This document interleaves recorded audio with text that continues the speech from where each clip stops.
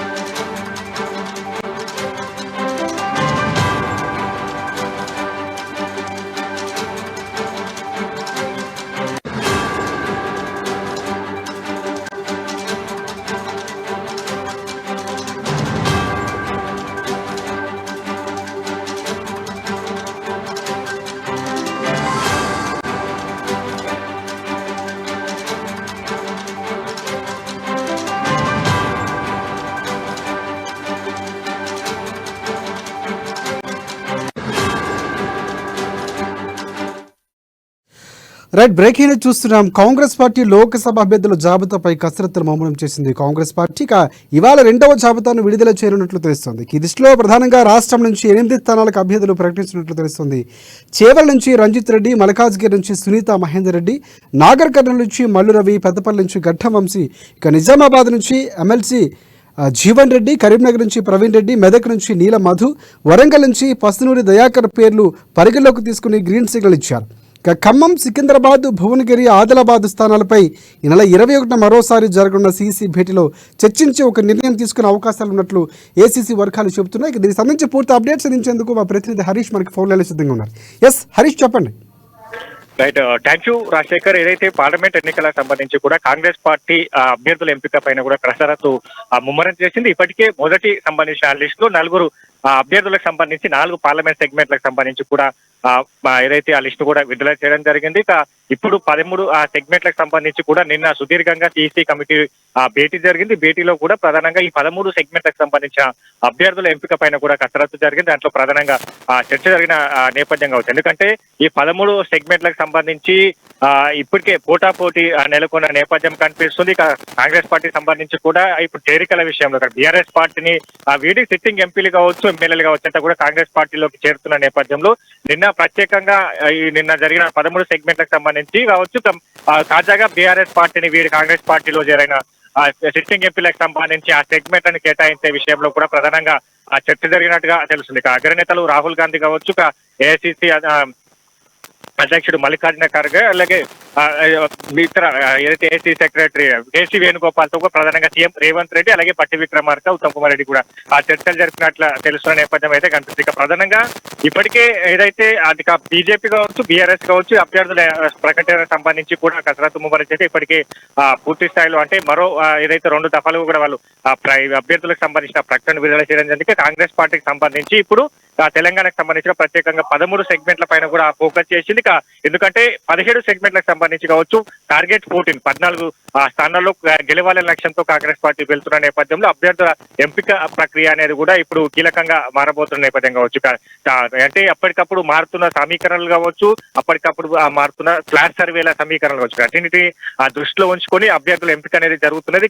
తాజాగా నిన్న జరిగిన ఏదైతే సమావేశాలకు సంబంధించి కూడా పలు నియోజకవర్గాల సెగ్మెంట్లకు సంబంధించి కూడా ఏకాభిప్రాయం కూరినట్టుగా తెలుస్తుంది. ప్రధానంగా చేవేళ్లకు సంబంధించి కూడా సిట్టింగ్ ఎంపీ రంజిత్ రెడ్డికి అక్కడ టికెట్ కేటాయించేందుకు కూడా అవకాశాలు కనిపిస్తున్నాయి. ఇప్పటికే అక్కడ సునీత ఏదైతే చేవేళ్ల సెగ్మెంట్ సంబంధించి కూడా సునీత మహేందర్ రెడ్డికి సంబంధించి కూడా ఆమె కాంగ్రెస్ పార్టీలో చేరిన నేపథ్యం కావచ్చు, ఆమెకు ఇతర సెగ్మెంట్ సంబంధించి కూడా అకామిడేషన్ చేసే విధంగా కూడా ఇప్పటి నిన్న చర్చ జరిగిన నేపథ్యం అయితే కనిపిస్తుంది. ఇక మల్కాజ్గిరికి సంబంధించి కూడా ఆమెను పోటీ చేసే విధంగా కూడా నిన్న చర్చ జరిగిన నేపథ్యం అయితే కనిపిస్తుంది. ఇక ఆమెకు మల్కాజ్గిరికి కేటాయిస్తూ ఇక చేవేలకు సంబంధించి ఇప్పుడు కొనసాగుతున్న సిట్టింగ్ ఎంపీ రంజిత్ రెడ్డికి అక్కడ టికెట్ ఇచ్చేందుకు కూడా నిన్న జరిగిన చర్చల్లో ఇది కనిపిస్తున్న నేపథ్యం అవుతుంది. ఇక కరీంనగర్ సంబంధించి కూడా ఆరెంజ్ ట్రావెల్స్ అధినేత ప్రవీణ్ కుమార్ రెడ్డి పేరు తెర మీదకి వస్తున్న నేపథ్యం ఉంది. ఇక పెద్దపల్లికి సంబంధించి కూడా ఏదైతే వంశీని గడ్డం వంశీ కృష్ణకు సంబంధించి కూడా టికెట్ కేటాయించే అవకాశాలు కనిపిస్తున్నాయి. ఇక సికింద్రాబాద్ సంబంధించి ఎమ్మెల్యేగా ఉన్నారు బీఆర్ఎస్ పార్టీ నుంచి, వీడు ఆయన కాంగ్రెస్ పార్టీలో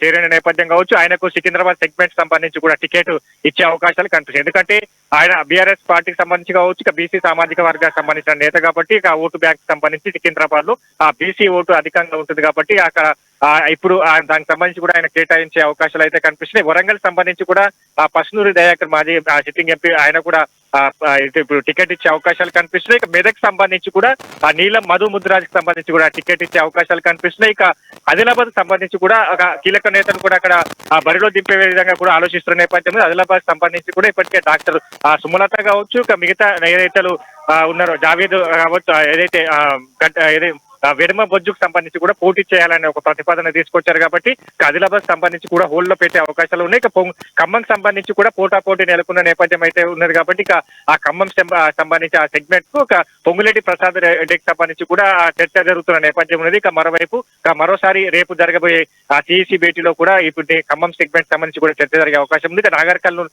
సంబంధించి కూడా మల్లు రవికి టికెట్ కేటాయించే అవకాశాలు కనిపిస్తున్నాయి. ఇక నాగర్ కర్నూలు సెగ్మెంట్ సంబంధించి కూడా ఏఐసిసి సెక్రటరీ సంపత్ కుమార్ అక్కడ ఆ టికెట్ ఆశిస్తున్నారు కాబట్టి అక్కడ దానికి సంబంధించి కూడా రేపు జరిగే భేటీలో కూడా చర్చ ఏదైతే దేనిపైన కూడా నిర్ణయం తీసుకునే అవకాశాలు ఉన్నాయి. ఇక భువనగిరి సంబంధించి కూడా పోటాపోటీ నెలకొన్న నేపథ్యం, కోమటిరెడ్డికి సంబంధించి వాళ్ళ ఫ్యామిలీ కుటుంబానికి సంబంధించిన టికెట్ ఆశిస్తున్నారు. అవి TPCC vice chairman Kiran Kumar రెడ్డికి సంబంధించి ఆయన టికెట్ కోరుతున్న నేపథ్యంలో గత అసెంబ్లీ ఎన్నికల్లో కూడా ఆయనకు బుజ్జగింపుల కమిటీకి సంబంధించిన జానారెడ్డి నేతృత్వంలో వహించిన కమిటీ కూడా ఆయనకు బుజ్జగించే ప్రయత్నం చేశారు కాబట్టి ఇప్పుడు టికెట్ కి సంబంధించి ఆయనకు ఇవ్వాలనే దానిపైన ఒక ప్రతిపాదన తీసుకొస్తున్నారు. ఇక మరోవైపు కోమటిరెడ్డి కుటుంబానికి సంబంధించి కూడా టికెట్ ఇవ్వాలని కోరుతున్న నేపథ్యం అవుతున్నారు కాబట్టి ఇక భువనగిరికి సంబంధించి కూడా బీసీ నేతను పరిలో దింపాలనే ఆలోచనలో ఇప్పుడు అయితే పీసీసీ ఉన్న నేపథ్యంలో ఇప్పుడు భువనగిరి సెగ్మెంట్ సంబంధించి కూడా రేపు చర్చ జరిగే అవకాశం ఉంది. హైదరాబాద్ సంబంధించి కూడా షాన్వాజ్ మహిళా సంబంధించిన మైనార్టీ నేతను బరిలో దింపే విధంగా కూడా టికెట్ ఇచ్చే అవకాశాలు ప్రధానంగా కనిపిస్తున్నాయి. ఇక మొత్తంగా ఆదిలాబాద్, ఖమ్మం, నాగర్ కర్నూలు అలాగే భువనగిరి సెగ్మెంట్లకు సంబంధించి రేపు మరోసారి సిఈసి భేటీ ఉంటుంది. ఈ భేటీలో ప్రధానంగా ఈ అభ్యర్థుల పైన కూడా రేపు జరిగే ఫ్లాష్ సర్వేలు కావచ్చు, ఆ నివేదికల ఆధారంగా కూడా రేపు చర్చ జరిగిన తర్వాత మిగతా ఫైనల్ లిస్ట్ కి సంబంధించి కూడా రేపు భేటీ తర్వాత ఫైనల్ లిస్ట్ రిలీజ్ చేసే అవకాశం ఉంది. ఇక మొత్తంగా ఈ 4 సెగ్మెంట్లకు సంబంధించి పక్కన పెడితే మిగతా 9 సెగ్మెంట్లకు సంబంధించి ఈ రోజు రాత్రి లేదా రేపు ఉదయం వరకు కూడా ప్రకటించే అవకాశాలు అయితే ఉన్నాయని చెప్పొచ్చు. ఇక మరోవైపు కాంగ్రెస్ పార్టీ సంబంధించి కూడా ఇప్పటికే బీసీలకు సంబంధించి 4 సెగ్మెంట్లను కేటాయించాలనే ప్రతిపాదన తీసుకొచ్చింది. మహిళలకు సంబంధించి 3 సెగ్మెంట్లను కేటాయించాలనే ప్రతిపాదన తీసుకొచ్చింది కాబట్టి ఇప్పటికే బీసీలకు సంబంధించి దానం నాగేందర్ కావచ్చు, ఇక మెదక్ సంబంధించి ఏదైతే మెదక్ సంబంధించి కూడా నీలం మధు ముద్రాకి సంబంధించి ఆయనకు టికెట్ కేటాయించే అవకాశాలు ఉన్నాయి. ఇక ఏదైతే మహిళలకు సంబంధించి కూడా సునీత మహేందర్ రెడ్డి కావచ్చు, హైదరాబాద్ సెగ్మెంట్ సంబంధించి షాన్వాజ్ మహిళా నేత కావచ్చు, వాళ్ళ ఇంకా మహిళా నేత కూడా బరిలో దింపే విధ అవకాశాలు ఉన్నాయి కాబట్టి ఇప్పుడు వీళ్ళకి సంబంధించి బీసీ సామాజిక వర్గానికి సంబంధించిన సెగ్మెంట్లను ఎక్కడ కేటాయిస్తారు దాని అకామిడేషన్ కావచ్చు, మహిళలకు సంబంధించిన కోట అకామిడేషన్ కావచ్చు రేపు జరిగే చర్చలో కూడా కీలకంగా మారబోతున్న నేపథ్యం ఉంది. 4 సెగ్మెంట్లు ఇంకా మిగతా ఏదైతే బీసీ మహిళలకు సంబంధించిన కోటాకు సంబంధించిన సెగ్మెంట్ల పైన కూడా రేపు చర్చ జరిగే అవకాశం అయితే ఉంది. నిన్న సంబంధించిన సిఈసి సమావేశంలో 9 సెగ్మెంట్లకు సంబంధించి కూడా ఏకాభిప్రాయం కుదిరినట్టుగా తెలుస్తుంది. ఈ రోజు సాయంత్రం వరకు కూడా మరో 9 సెగ్మెంట్లకు సంబంధించి కూడా ప్రకటన వెలువడే అవకాశాలు అయితే ఉన్నాయి. రైట్. ఇంకోటి ప్రధానంగా సికింద్రాబాద్ నుంచి దానం నాగేందర్కి ప్రధానంగా ఆ హామీతోనే ఆయన వచ్చినటువంటి పరిస్థితి కనిపిస్తుంది. దానికి ఎంతవరకు అవకాశం కనిపిస్తుంది హరీష్? అలాగే ప్రధానంగా ఆదిలాబాద్కి సంబంధించి ఒక పేరుని డాక్టర్ సుమలత పేరు కూడా ప్రధానంగా వినిపిస్తుంది. సో ఆ పేరు ఎంతవరకు ఖరారయ్యే అవకాశం కనిపిస్తుంది? వెడ్మబొజ్జుకి ఆప్షన్గా తీసుకున్నటువంటి పరిస్థితి కనిపిస్తుంది. అలాగే స్వయం బాపురావు ఒకవేళ పార్టీలో చేరితే ఒకవేళ ఆయన కూడా బరిలోకి నిలబెట్టే అవకాశాలు ఈ క్యాల్కులేషన్ కూడా కాంగ్రెస్ పార్టీ సీసీలో చర్చించే అవకాశం కనిపిస్తుందా రేపు? కష్టంగా ఇప్పుడు దానం నాగేందర్ సంబంధించి కూడా ఆయన గత దఫాలుగా కూడా ఎమ్మెల్యేగా పనిచేస్తూ వస్తున్న నేపథ్యం కావచ్చు, గ్రేటర్ హైదరాబాద్ సంబంధించి కూడా ఆయన కీలక నేత అని చెప్పొచ్చు. ఎందుకంటే ఓటు బ్యాంక్ విషయం కావచ్చు, ఇప్పుడు ఏదైతే సామాజిక వర్గం సంబంధించిన ఓటు బ్యాంక్ అంశం కావచ్చు, ఆయన క్యాడర్ కావచ్చు, దానం నాగేందర్ సంబంధించి కూడా కీలక హైదరాబాద్ సంబంధించిన కూడా అత్యధికంగా ప్రభావితం చేసే వ్యక్తి కాబట్టి ఆయనకు టికెట్ ఇచ్చే అవకాశాలు అయితే కనిపిస్తున్నాయి. ఇక సికింద్రాబాద్ సంబంధించి కూడా ఆయనను బరిలో దింపే అవకాశాలు కనిపిస్తున్నాయి. ఇక ఆదిలాబాద్ సంబంధించి కూడా దానిపైన మొన్న ఏదైతే మొదటికి సంబంధించిన పిఈసి భేటీలో నుంచి కూడా చర్చ జరుగుతూ వస్తుంది. ఆదిలాబాద్ ఆ సెగ్మెంట్ కి సంబంధించి ఇప్పుడు అక్కడ నేతను, కీలకమైన నేతను దింపే విధంగా కూడా ప్రయత్నాలు చేస్తున్న నేపథ్యంలో ప్రధానంగా డాక్టర్ సుమలత పేరు తెర మీదకి వచ్చింది. ఆమె క్రియాశీలకంగా సామాజిక సేవ కావచ్చు, ఇతర ఆమె సంబంధించిన కార్యక్రమాల్లో కూడా చురుకుగా ఉన్న నేపథ్యం కావచ్చు, ఎస్టీ సెగ్మెంట్ కి సంబంధించి కావచ్చు, ఆ ఎస్టీ సెగ్మెంట్ లో కూడా క్రియాశీలకంగా సుమలతకు సంబంధించిన ఫ్లాష్ సర్వేలో ఒక పేరు ప్రధానంగా వినిపిస్తున్న నేపథ్యం కనిపిస్తుంది. ఇక మరోవైపు వేడిమ బొజ్జు సంబంధించి ఆయన ఖానాపూర్ ఎమ్మెల్యేగా కొనసాగుతున్న నేపథ్యం కావచ్చు, పేద మధ్య తరగతి కుటుంబానికి వచ్చిన నేపథ్యం కావచ్చు, ఇప్పుడు ఆయన సంబంధించిన క్యాడర్ కూడా ఎడమ బొజ్జుకు సంబంధించి కూడా గత మెజార్టీ ఆయన ఓటు బ్యాంకు కలిగే విజయం సాధించిన నేపథ్యం అవుతుంది. ఇప్పుడు ఆయనను బరిలో దింపేయాలని ప్రతిపాదన అయితే తీసుకొచ్చారు కాబట్టి దానికి సంబంధించి కూడా ఆలోచించే అవకాశాలు ఉన్నాయి. ఇప్పుడు ఎడమ బొజ్జు ఒకవేళ ఎంపీ స్థానానికి సంబంధించి పోటీ చేయాలనుకుంటే ఎమ్మెల్యేకి సంబంధించిన ఆ స్థానాన్ని ఎవరికి కేటాయించాలని కూడా ప్రధానంగా చర్చ జరిగే అవకాశం అయితే ఉన్నది. ఇక ఏదైతే సికింద్రాబాద్ కావచ్చు, మిగతా ఖమ్మం సంబంధించి పొంగులేటి ప్రసాద్ రెడ్డి, అలాగే డిప్యూటీ ఏదైతే సీఎం బట్టి విక్రమార్క సతీమణి మల్లు నందిని బరిలో దిగుతున్న నేపథ్యంలో, ఇక మరోవైపు తుమ్మల నాగేశ్వరరావుకు సంబంధించిన కుమారుడు ఆయన టికెట్ ఆశిస్తున్న నేపథ్యంలో, ఇక మరోవైపు ఇతర బిజినెస్ ఏదైతే వ్యాపారవేత్తకు సంబంధించి కూడా ఆయన టికెట్ ఆశిస్తున్న నేపథ్యం ఉన్నది కాబట్టి ఇక ప్రధానంగా నిన్న జరిగిన సమావేశంలో మల్లు నందినికి సంబంధించి కావచ్చు, ప్రసాద్ రెడ్డి ఈ ఇద్దరి పేర్లు తెర మీదకి వచ్చినట్టుగా తెలుస్తుంది. ఇద్దరిలో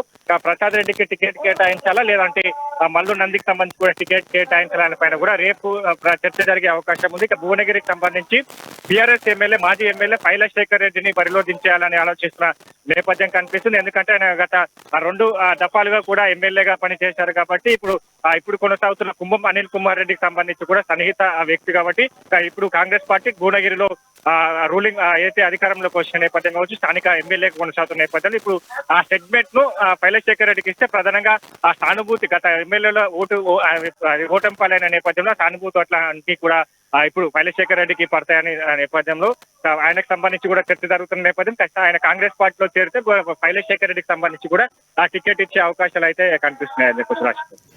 రైట్ ఫైనల్ గా అంటే సిడబ్ల్యూసీ సమావేశం మరొకసారి జరగబోతున్న నేపథ్యంలో ఈ పేర్లు ఎప్పుడు ప్రకటించే అవకాశం కనిపిస్తుంది?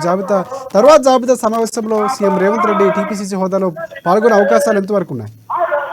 ఖచ్చితంగా రేపు మరోసారి భేటీ అవబోతున్న నేపథ్యంలో సిఈసి రేపు భేటీలో కూడా ప్రధానంగా తెలంగాణకు సంబంధించి కూడా క్లియర్ కట్ గా మొత్తం టోటల్ గా అన్ని సెగ్మెంట్లకు సంబంధించి ప్రకటించే అవకాశాలు కనిపిస్తున్నాయి. ఇక నిన్న జరిగిన సమావేశంలో కూడా ప్రధానంగా 13 సెగ్మెంట్లపై జరిగిన సమావేశంలో 9 సెగ్మెంట్ల ఏదైతే ఆ సెగ్మెంట్లకు సంబంధించిన అభ్యర్థుల ఎంపిక అనేది కూడా ఏకాభిప్రాయం కుదిరినట్టుగా తెలుస్తుంది.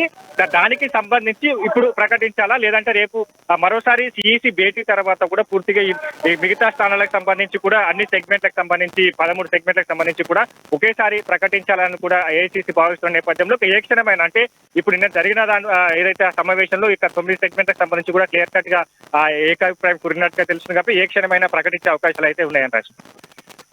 Thanks for updates.